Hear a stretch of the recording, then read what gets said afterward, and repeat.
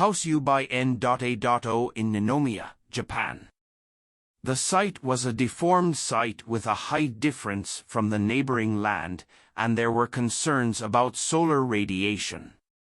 A large space was placed in a favorable range to secure solar radiation from a high position. A large space without partitions was also required. The reason for this was that the client wanted to be able to arrange things freely. Therefore, the architectural space was planned to be unaligned. If the rule is to align, there are few correct answers, but if the rule is not aligned, there are more correct answers. The goal was to create a house in which objects, people, and space have a good relationship.